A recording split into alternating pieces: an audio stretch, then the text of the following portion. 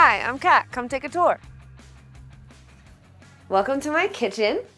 I was kind of debating whether I should go with like prefabricated, Home Depot type of things. But then I didn't want to do all the measurements and staining and assembling anyway. And then online, actually, I found these at IKEA because I was trying to get the most affordable. And it was like countertop, sink, cabinets, and shelves all in one. This set itself was $120, and you cannot get a whole kitchen set up for $120. This was in the lot for $25. So I think in total my entire kitchen was about, I don't know, $400 with these shelves included. Kind of amazing. And then we have open storage on both sides because if I can't see things, then they just kind of don't exist. I actually decided to organize with things that I use most often. So like dinner storage, we have all of our Ziplocs and our ugly tools in here. And then this is all teas and morning supplements and powders for smoothies. And then these are like pretties. So we like Marie Kondo'd / minimalist and went with things that bring joy. There's lots of cool ways to store things in a tiny house, but you kind of have to get a little creative. So I got these sweet baskets. We have like oranges, and I got obviously onions, which I forgot about, and fresh zucchini. But like hanging things is kind of the way to go because I want all the usable floor space that we can have. And then displaying kids' art with magnets is the best. I love that. And then on this side is literally all of our usable plates and then mixing bowls. And then I found the cutest little coasters and their flowers, and I love them. Anyways, my cookbooks, I only have 7, which is kind of all you need. It's like Instant Pot cookbooks and then one pot cookbooks because I don't really want to do dishes in a tiny sink. We cook with an induction cooktop, which is actually stored under there so that we have full open space, and then we can do bathroom needs in here as well, but we just kind of keep it really clean because it was all built in. The only thing that I would like to change is having like an actual curio cabinet of some sort to hide all of this rather than having it just open. My cutest little refrigerator. It is powered during the day by my generator, and then we have a little solar battery backup that keeps it cold at night, but I'm not really loving that game that we play, so I would like to transition to being more on-grid so that everything could be a little bit more convenient. Even though it is tiny, it doesn't mean you have to necessarily go all in that route. My must-have was an actual closet. In my first tiny house, I didn't have one of those at all, and it made me so mad that I had to go find systems to shove in places that they didn't fit. So when I was designing this was the main thing that I absolutely needed, was real clothes storage, because I'm minimal, but we live in a climate that has all 4 seasons, so you need all 4 seasons worth of clothes for 3 people because we have 3 people living here. So this is my little section. This is the littlest dude, and this is the biggest dude, and then winter coats for kind of the morning and the evening for now, and then all day later on. So I have like workout equipment, snow pants, a projector for outdoor movies, and then all of my personal file boxes and keepsakes. We have like towels and linens, beanies and gloves, miscellaneous junk box stuff, and then clothing. So each kid has 2 drawers, and then all of our shoes actually go underneath of here, which I think is great because then I can just pull them all out and sweep. One basket of toys just isn't enough, so these we sometimes just take and throw outside and the kids go ham sauce. And then this is like miscellaneous stuff. But over here I have a huge cabinet that I was going to use as a pantry, and then it just didn't fit because I didn't calculate measurements right, but this entire thing over here is full of toys. Pro tip, magnets and metal are my favorite thing in the world, so that way, because it's so tiny, you don't want to lose tiny things.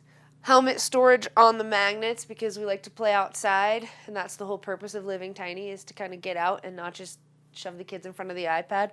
So we have a full setup of organized toys in all the assortments and all the organization.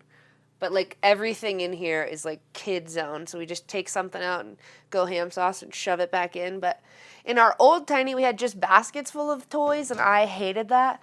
So this is great that it's totally hidden. And then we have TV up top and some Wi-Fi sometimes, and art items.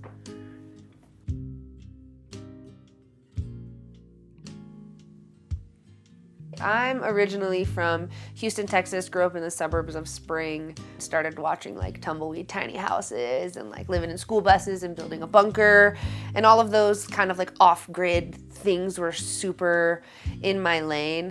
I then got married and decided it was finally time, sick of living in an apartment, so I got my first tiny house, which was a 24 by 8 by 13, moved that around about 7 different times, had 2 babies in it, then got a divorce in that one, which was kind of fun.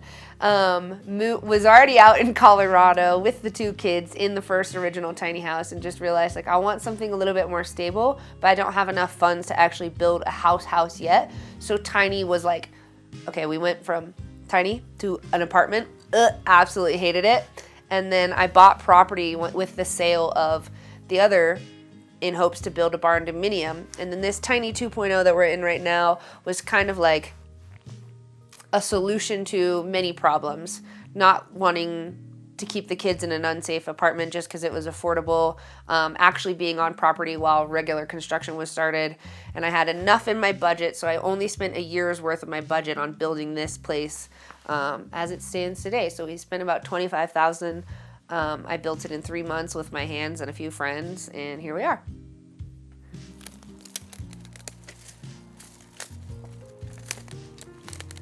On our 3 acres, I invested in an amazing tree net for the kids rather than having something that rotted with all the snow.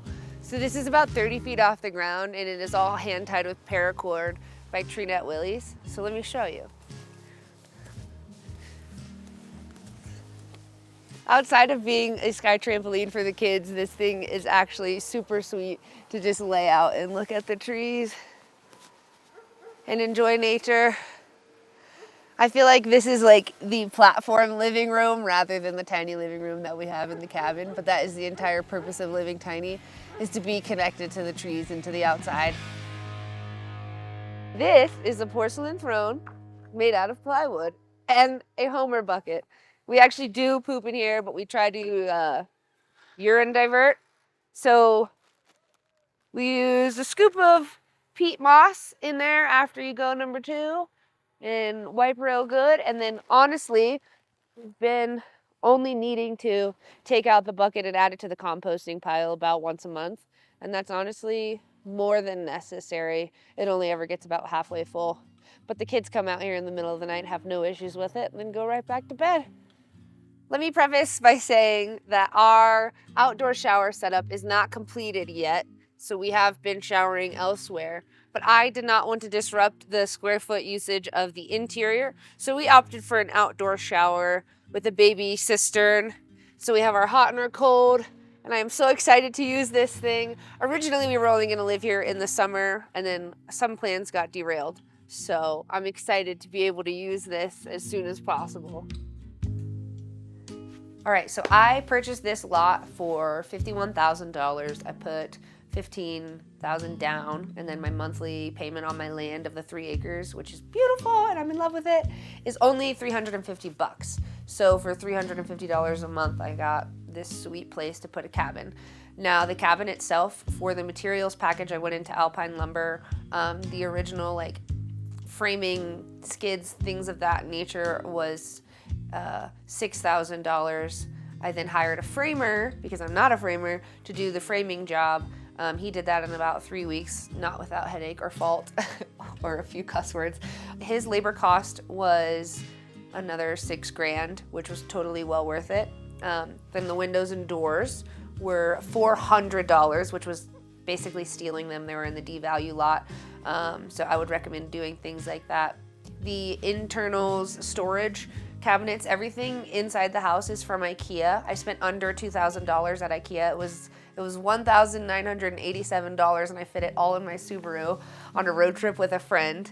The only labor that I did have to pay for was my electrician friend. I paid him $1,400, and then my plumber friend, I paid him $1,000. I have a Bosch tanked water heater underneath the sink, an RV pump with a converter, like an electric converter, because it goes from RV to 110, which is something, you know, you'll learn when you start building things on your own. So in total, after the framing, like the sheetrock, the insulation, the batting, the materials for, you know, the outlet covers that you don't think are going to cost a lot, the entire total cost was $25,000 for everything, which is, I think, incredible. So we got a brand new fridge. This was old. The couch was actually new. So almost everything in here is new except for like clothes and bedding, which is kind of incredible. I own a business here in town. I'm a hairdresser full-time. I've been doing that for 15 years. So I feel like in the beginning, I wasn't making the kind of money that I'm making now. The way that you're able to afford living tiny is by committing to it, sticking to a budget, and not buying things that you absolutely do not need. Hello. Welcome to the bedroom area. This is a must because I have a ton of books, so I feel like sleeping areas should be that for just sleep. So we just have a little night light, and then all of the kids' books are up here because we read every night. And these are kind of mine. This is kind of mood lighting, and then we have a space heater, which actually works phenomenally in a small lofted space. You do not need much. Kids don't need a lot. We lived in a tiny cabin before where on the other side, they slept kind of, and then guaranteed every single night they were coming over to my side of the loft. So in this tiny house 2.0, I decided I am not going to build a second loft just for them to come scream at me and come over. So I actually have a king size mattress, and then under here are their 2 mattresses. And sometimes they sleep downstairs in a tent, sometimes they sleep next to me, and we just kind of go from there. But if this mattress goes on our floor, then this mattress can go on that floor. And we all sleep really comfy, cozy, but guaranteed by the end of the night, they're warm enough to me. So I didn't feel like it was necessary to have multiple beds in such a small space anyways. Building your own cabin is not necessarily easy. There was lots of splinters. There's a few bashed fingers. There's a few cuss words. We are very steep up on top of a mountain in a hill, 25 minutes away from town. So getting contractors up here was kind of a doozy. People like to charge you double just for delivery for things. But if you have the right community around you that's like believes in what you're doing, then you'll find people to come and help you. I spent about 1.5 years getting permits together for the barn dominium build, which is the original like home idea.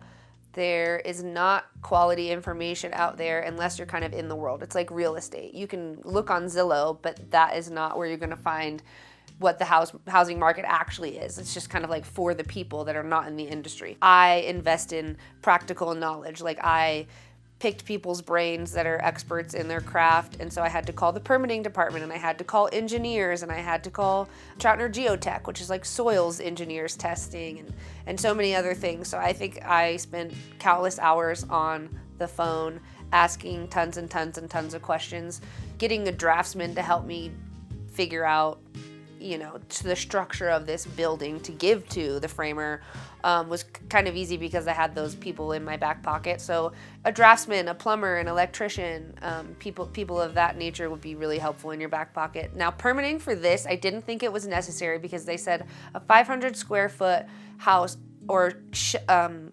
shed, cabin, what have you, a structure does not need to be permitted. I did have actually La Plata County come out after one of the neighbors said something that this building wasn't permitted. And so I had a conversation with them and said, hey, here's what I learned. I already have a building that's permitted underway. They are going to require me now to do a post-built permit just because there will be humans in and out of here. It's not just going to be for storage. So there's a weird clause and everyone is different. So you just have to ask very direct questions and be honest with your county about what you're doing because it's not necessarily easier to ask for forgiveness after. So I am in the process of getting this tiny cabin permitted for special use, which is just a structure that is going to be used for humans.